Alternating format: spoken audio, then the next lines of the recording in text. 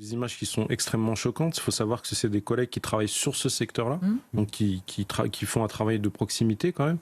Donc on voit aujourd'hui la manière dont ils sont considérés, mais malheureusement c'est Marseille, comme la Seine-Saint-Denis, comme Paris, comme partout en France maintenant. Plus ça va et plus ces images, on va voir de plus en plus ce type d'images, parce qu'en fait, on a l'impression qu'on est, quand vous travaillez dans ces quartiers-là, on a l'impression qu'on est une bande rivale en fait. Oui. Alors qu'on est garant de la paix. Et ça, ces individus, ils n'en ont rien à faire. Pourquoi? Parce qu'ils ne sont pas éduqués, ou ils sont mal éduqués. Ils se victimisent tout le temps parce que, soi-disant, ils vivent dans des quartiers difficiles.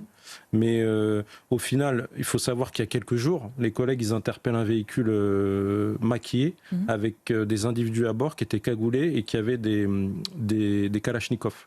Voilà. Donc là, en ce moment, on est sur ce quartier-là, on est dans les quartiers nord, on est dans un quartier de haute tension.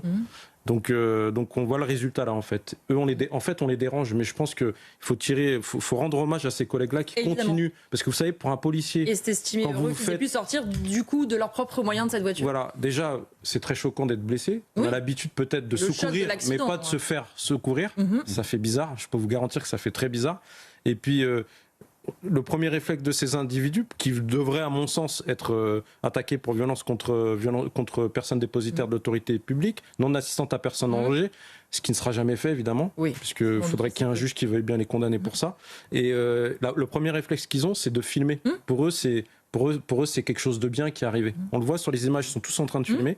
Et je pense qu'à un moment, j'espère qu'un jour, un politique aura le pouvoir et le courage de pouvoir lutter contre ces individus et puis changer les choses dans notre société. Il y a 20 ans, c'était pas comme ça, monsieur. Pas du tout. Moi, ça fait 27 ans maintenant, un peu plus.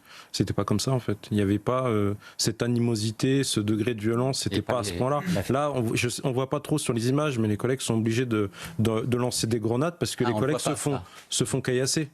Donc si les autres collègues des GSP ou BST n'interviennent pas en soutien des collègues, on peut pas voir encore pire. Par rapport à ce que vous avez dit tout à l'heure, moi j'ai été dans la police secours, j'ai été aussi en brigade territoriale de contact, j'ai été beaucoup en brigade anticriminalité, et c'est pas qu'on fait preuve de distinction, c'est juste à un moment, j'ai peut-être mal compris votre message, mais les individus, ils voient qu'il y a un attroupement de jeunes, ils savent très bien comment ça se passe dans les quartiers.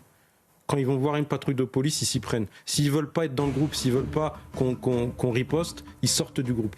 Et c'est comme ça que ça marche. Et je pense que moi, je suis pour la police de proximité à 100%. Mais par contre, je pense qu'il faut faire, par rapport à 98, il faut faire un gros ménage avant. C'est-à-dire qu'il faut être beaucoup plus répressif et après dissuader et prévenir.